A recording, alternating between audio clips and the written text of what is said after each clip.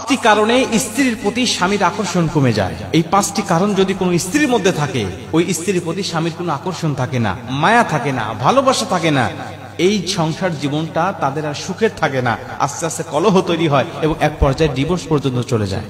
প্রিয় মা বোনেরা, এজন্য এই পাঁচটি কারণ দেখবেন আপনার মধ্যে আছে কিনা। যদি থাকে তাহলে আজকে থেকে ত্যাগ করার চেষ্টা করেন, আজকে থেকে তা পরিত্যাগ করার চেষ্টা করেন।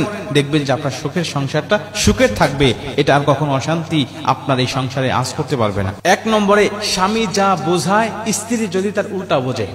স্বামীর থেকে স্ত্রীর বুঝ যদি বেশি হয়, স্বামীর কথার প্রতি কোনো আনুগত্য যদি না থাকে, স্বামী একটা কথা বলছে আপনি পাল্টা যুক্তি দিয়ে বলছেন না তোমার কথা ভুল, তোমার কথা মানি না, আমার কথাই সত্য, এটাই যুক্তি, সঠিক যুক্তি, তোমার যুক্তি ভুল, এমন যদি হয়, এই স্ত্রীর প্রতি স্বামীর আকর্ষণ আস্তে আস্তে কমতে থাকে, তার প্রতি কোনো মায়া থাকে না, আস্তে আস্তে কমতে থাকে এবং কমতে কমতে এমন পর্যন্ত চলে যায় যে তার সাথে সংসার করার ইচ্ছা আগ্রহটাই একসময় মরে যায়।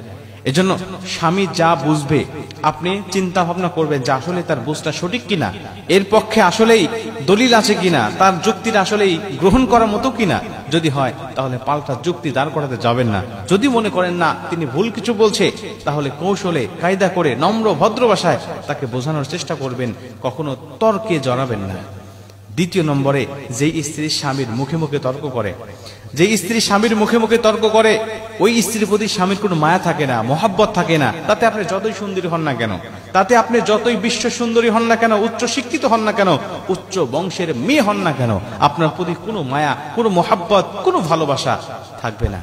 এজন্য আপনাকে অবশ্যই নম্র ভদ্র হতে হবে। যে স্ত্রী স্বামীর মুখে মুখে তর্ক করে না এবং স্বামী রেগে গেলে চুপ থাকে, স্বামীকে হাসি দিয়ে, খুশি দিয়ে, অঙ্গভঙ্গি দিয়ে সন্তুষ্ট করার চেষ্টা করে, ওই স্ত্রী যদিও কুৎসিত হয়, ওই স্ত্রী যদিও কালো হয়, ওই স্ত্রী যদিও মূর্খ হয়, নিম্ন বংশেরও হয়, তারপরেও তার স্থান স্বামীর কলিজার মধ্যে থাকে।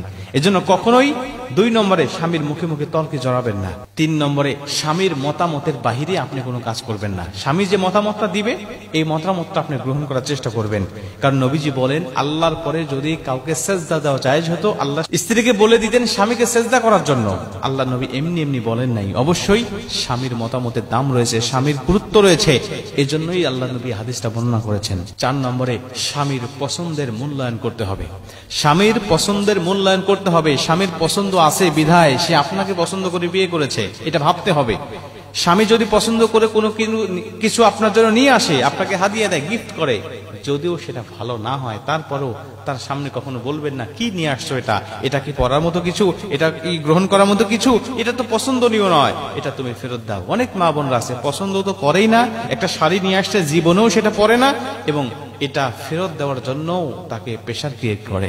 এজন্য স্বামীর চয়েসের উপরে, স্বামীর পছন্দের উপরে সবসময় মতামত আপনি দায়িত্বশীল হবেন, এটা আপনি গ্রহণ করবেন। কোনো কিছু নিয়ে আসলে সাদরে গ্রহণ করবেন, দেখবেন এটা আপনার জন্যই ভালো হবে। সে মাঝে মাঝে আপনার জন্য বিভিন্ন কিছু নিয়ে আসবে হাদিয়া, গিফট হিসাবে। 5 নম্বরে, স্বামীর পরিশ্রমকে মূল্যায়ন করা। স্বামীর পরিশ্রমকে আপনি মূল্যায়ন করবেন। আপনার স্বামী যে পরিশ্রম করুক না কেন, যে পেশায় থাকুক না কেন, সে যখন আপনার ওই পেশা থেকে সে ফিরে আসবে ঘরে, অফিস আদালত থেকে, ব্যবসা বাণিজ্য থেকে, দোকানপাট থেকে অথবা মাঠে ঘাট থেকে যখন ফেরত আসবে, আপনি তাকে একটু সময় দিবেন, আপনি তাকে বিভিন্ন কিছু আগায়া দিবেন, আপনি তাকে বলবেন হ্যাঁ তুমি অনেক পরিশ্রম করে এসেছো, আমি তোমাকে একটু সময় দিচ্ছি, আমি তোমার ক্লান্তি দূর করে দিচ্ছি।